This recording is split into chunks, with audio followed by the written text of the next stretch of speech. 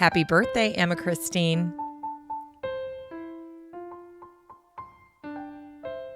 Hi there, everyone, and welcome to the Daily Gardener, and thank you for listening. I'm your host, Jennifer Ebling. It's July 17th. Today we celebrate one of Alabama's first botanists and the poet who went by the pseudonym A.E. We'll also learn about the wood expert and xylotomist who solved the crime of the century. And we'll celebrate one of the 20th century's leading landscape architects. And we also honor the dog days of summer through poetry. And we grow that garden library with a book about plant passion and inspiration in order to cultivate green space in your home and heart. And then we'll wrap things up with the story of a touching 2014 botanical art installation around the Tower of London. But first, let's catch up on some greetings from gardeners from around the world and today's curated news. Well, I'm going to kick things off by saying happy birthday to my daughter, Emma. She turns 19 years old today, and I can't believe it. She was born at 10:32 in the morning. She was pink and rosy. She came flying into this world. And to my surprise and delight, she had black curly hair and blue eyes. Would have never guessed. For her birthday, she and I are going to get up this morning and have a little mother-daughter time, head over to Starbucks, get a strawberry acai lemonade. She's going to have a picnic with 3 of her friends, and they're each going to bring their own blanket, so that will help with physical distancing. And hopefully the weather will allow them to have a few hours together in the park. Anyway, happy birthday, honey. I love you, and I hope you have a wonderful day. Then next, Chloe Vogel sent an email, and she included a lovely picture of her hydrangea. It's just starting to bloom, and she says, "Hello, everyone. I want to cut these and bring them to my neighbor, but I can't get them to last longer than a day in a vase. Do you have any suggestions?" Well, this is a very timely question because hydrangeas are starting to set their flowers. And if you don't take certain steps, they do tend to wilt very quickly. But there are some things that you can do that will help your hydrangea perform better as a cut flower. Now, the first thing that you need to do is adjust your mindset. You never want to just run out to the garden and start cutting hydrangea and then bring them into the house and make a bouquet. Hydrangea take a little more consideration. Think about going to cut hydrangea the same way you might about getting ready to go to church or going on a first date. You're going to take a few extra steps to get ready. So the first thing you want to do is get a bucket of water. And that bucket is going to go with you out to the hydrangea. Now, when you cut the stem on the hydrangea, make that cutting as long as possible. And then after you cut it, immediately put the stem into the water. Now, at this point, you can cut the hydrangea to whatever length you want it to be. But when you're making that second cut in the water. So you're going to submerge your cutting tool, whether it's a clipper or some kind of floral scissor. And also make sure to cut at a 45-degree angle. These little steps are important because they help the hydrangea take up more water, and that is what is going to help stop the wilting. Now, after you're done cutting, bring your hydrangea into the house, but before you place them in your vase, you need to boil some water. Now, once you have your boiling water, you're going to want to stand the hydrangea in that boiling water for about 30 seconds. Just hold them so that the bottom part of the stem is in that super hot boiling water, and then after 30 seconds, plunge them into the vase that they're going to be arranged in. And in that vase, you can just have room temperature water. Now, this boiling water treatment is very effective at helping to prolong the robustness of that bloom. And you can try the boiling water treatment again when the blooms start to wilt. Just recut the stems, stand them in the boiling water for 30 seconds, and then put them in the vase and rearrange them. And that's it. It's just that easy. And I think you'll be pleasantly surprised at how well this boiling water treatment actually works. Now, other things you can do that will really help your hydrangea is to make sure not to put them in direct sun. Keep them in a nice, cool spot in your home. And whatever you do, don't put them right by a vent. Blowing air is not going to help them last longer. Now, if you have a mister, that's actually a good thing to do for your hydrangea florals. Those large flower heads can actually take up water that way. So go ahead and mist your hydrangeas. And you can also add some flower food if you have some. Now, if you don't have an extra one of those little packets of food laying around, you can also use just a quick little tablespoon of sugar, and that will also help with the longevity of your hydrangea. So now you can see that although hydrangeas are a wonderful gift, they're a beautiful flower to give someone, you're just going to want to take a little extra time as you put your hydrangea arrangement together. And by taking these extra steps, your friends will be able to enjoy their hydrangea for longer than just 24 hours. And once you've tried it, you can share it with your garden friends. You can tell them you have a hot tip for keeping their hydrangeas looking marvelous. All right, that's it for today's Gardener Greetings segment.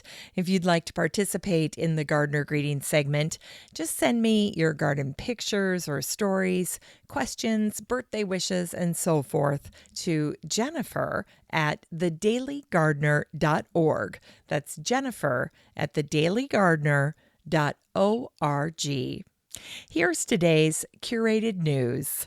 Well, yesterday I got an email from my mom, and she included this fascinating post from The Independent in England. And the headline was, New National Wildflower Network opens major routes across UK for pollinating insects. Here's an excerpt. A national network of linked wildflower highways has been launched this week to provide more habitat for England's vital pollinating insects, including bees, butterflies, hoverflies, and moths. The newly completed Beelines Network, as it's being called, will create a vast interconnected web of potential and existing wildflower habitats across the entire country. Bug Life's Catherine Jones said, a complete England Beelines network is a real landmark step in our mission to reverse insect declines and lend a helping hand to our struggling pollinators. Bug Life is asking people to grow more flowers, shrubs, and trees, let gardens grow wild, and mow grass less frequently, trying not to disturb insects, and trying not to use pesticides. To date, England has lost 97% of its wildflower meadows since the 1930s and 87% of its wetlands. Well, I love that idea of the Beeline Highway. Now, if you'd like to check out this article for yourself, just search for the word network in the Facebook group for the show, and this post will pop up. All right, that's it for today's gardening news. Now, if you'd like to check out my curated news articles and original blog posts for yourself, you're in luck, because I share all of them with the listener community in the free Facebook group for the show. Just search for Daily Gardener Community and request to join. I'd love to meet you in the group. Here's today's brevities. Today is the anniversary of the death of the botanist Charles Theodore Moore, who died on this day in 1901. Although he was born in Germany and educated in Stuttgart, Charles became one of Alabama's first botanists. He immigrated to the United States in 1848. A trained pharmacist, Charles traveled the world before settling in Alabama, and he especially enjoyed collecting plant specimens in Suriname. Charles' travel log shows that he even participated in the California Gold Rush, and he had lived in Mexico, Indiana, and Kentucky before finally settling down in Alabama. In 1857, Charles started Charles Moore and Son Pharmacists and Chemists in Mobile, Alabama. Charles spent his entire life collecting and organizing his plant specimens. In fact, by the time his book on the plants of Alabama was published, Charles was 77 years old. After Charles died, his herbarium specimens were donated to the University of Alabama Herbarium. They received 15,000 specimens from Charles, and the United States National Herbarium received 18,000 specimens. And today is the anniversary of the death of the poet George William Russell, who went by the pseudonym A.E., and he died on this day in 1935. Russell attended the Metropolitan School of Art in Dublin, and there he met a lifelong friend, the poet William Butler Yeats. Russell became the editor of the Irish Homestead, and his famous quotes include the following: "Our hearts were drunk with a beauty our eyes could never see." And then there's this one: "You cannot evoke great spirits and eat plums at the same time." Love that one. All right, today is the anniversary of the death of the wood expert and xylotomist Arthur Koehler, who died on this day in 1967. Xylotomy is preparing little pieces of wood and then examining them under a microscope or microtome.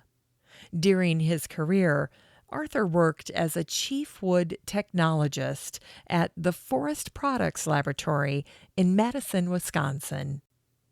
Arthur's expertise led him to become one of the very first forensic botanists. When the Lindbergh baby was kidnapped in 1932, a homemade ladder was used to access the nursery. Arthur, along with 38,000 others, sent letters to the Lindberghs, offering prayers and assistance. Yet Arthur's expertise would become the linchpin to convicting the man accused of the crime, making Arthur one of the world's first forensic botanists. Forensic botany is simply using plants to help solve crimes. 3 months after the Lindbergh kidnapping, samples of the ladder were sent to Arthur. He studied the pieces through his microscope, and he discovered that 4 different kinds of wood were used to make the ladder: Douglas fir, ponderosa pine, birch, and North Carolina pine. In an interview with the Saturday Evening Post, Arthur was quoted saying, "I'm no Sherlock Holmes, but I have specialized in the study of wood, just as a doctor who devotes himself to stomach or tonsils, so I, a forester, have done with wood." A year later, Arthur was invited to see the ladder in person, and that in-person visit was revealing. Arthur discovered the ladder was handmade. He measured each piece to the nose, getting exact measurements. Only Arthur understood how each piece was cut, and he figured out how the pieces would have fit into a car and then were assembled at the Lindbergh home. And incredibly, Arthur was able to determine the origin of the piece of North Carolina pine that was used to build the ladder. It was sold in the Bronx. Ransom notes from the case led police to hone in on the same area. Arthur was convinced that the suspect would have the woodworking tools required to build the ladder. Thanks to Arthur's work on the Lindbergh case, the wood from the ladder helped identify a carpenter named Bruno Richard Hauptmann. When the police arrested Hauptmann, they not only found $14,000 of ransom money, but the evidence that Arthur could link to the ladder. The saws used to make the cuts, the particular nails used to build the ladder, and a missing floorboard from Hauptmann's attic that was clearly used in the construction of the 16th rail of the ladder. In fact, when the rail was removed, it slipped perfectly back into place in Hauptmann's attic, right down to the nail holes and the nails in the board. Arthur estimated the chances of someone else supplying the lumber for the ladder to be 1 in 10 quadrillion.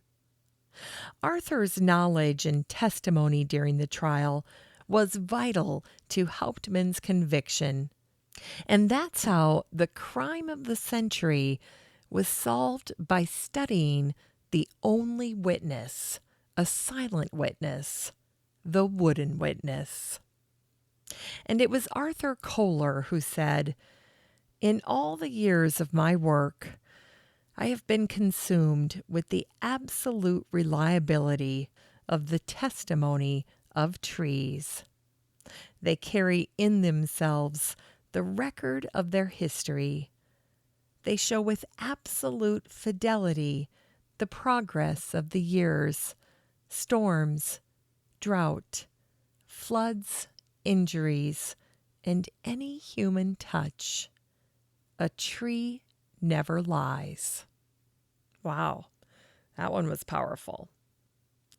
And today is the anniversary of the death of one of the 20th century's leading landscape architects, Sir Jeffrey Jelico, who died on this day in 1996.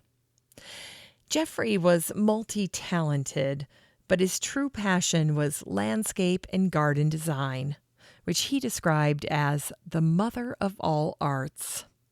Jeffrey was a founding member of the Landscape Institute.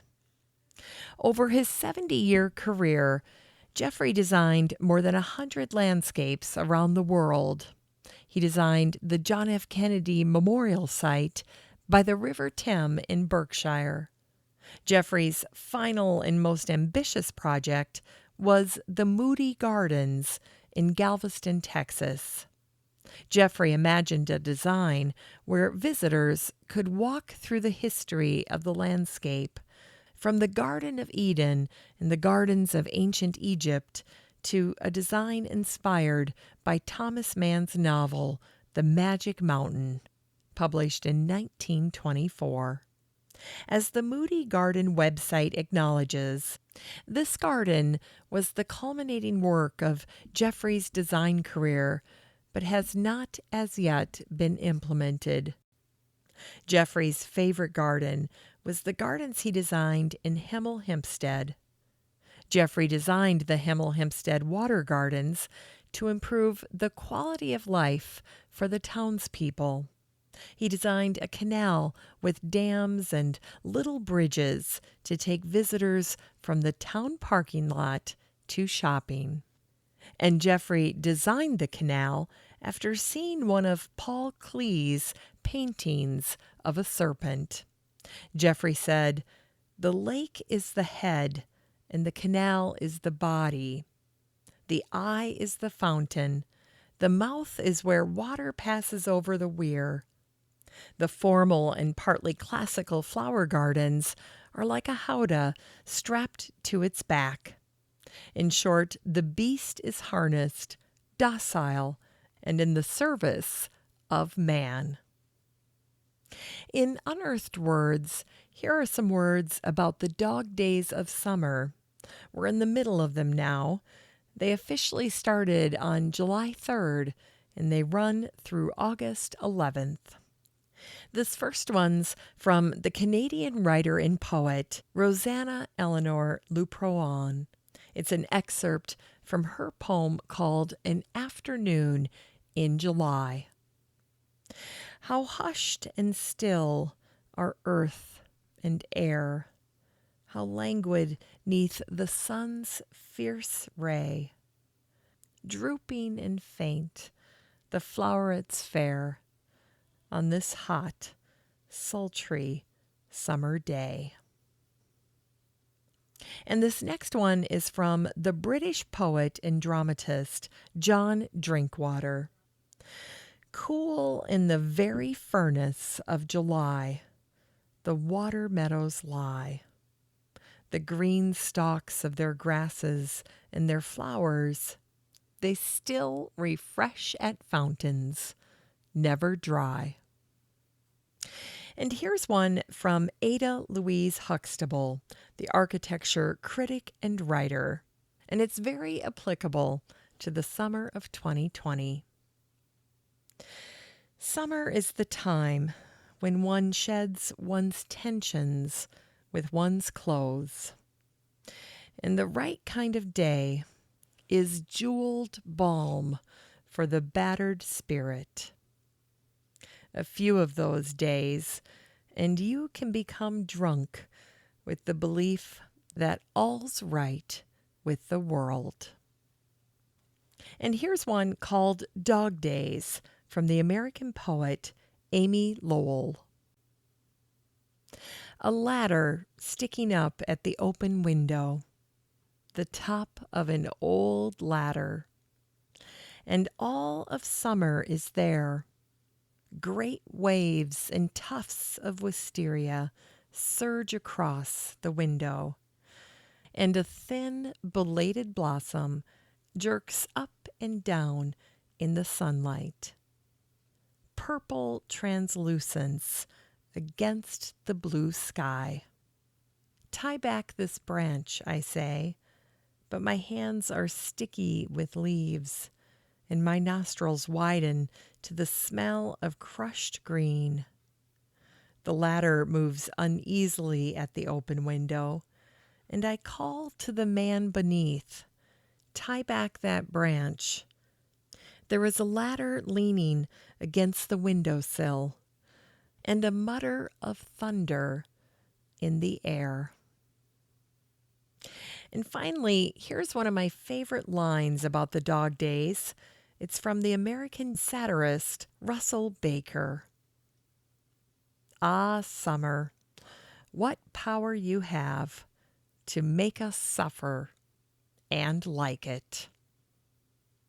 It's time to grow that garden library with today's book, How to Make a Plant Love You by Summer Rain Oaks. It's hard to believe, but this book came out already in July of 2019, and the subtitle is Cultivate Green Space in Your Home and Heart. The executive director of the Sierra Club said, Summer Rain Oaks will not only inspire you to connect with nature by taking care of plants, but open your eyes to how even the humblest of them take care of us. Summer keeps over 500 species of live houseplants in her Brooklyn apartment. She's an environmental scientist, an entrepreneur, and according to a New York Times profile, the icon of wellness-minded millennials who want to bring nature indoors. This book is 208 pages of plant passion and inspiration, and it covers both plant styling and care. You can get a copy of How to Make a Plant Love You by Summer Rain Oaks and support the show using the Amazon link in today's show notes for around $15.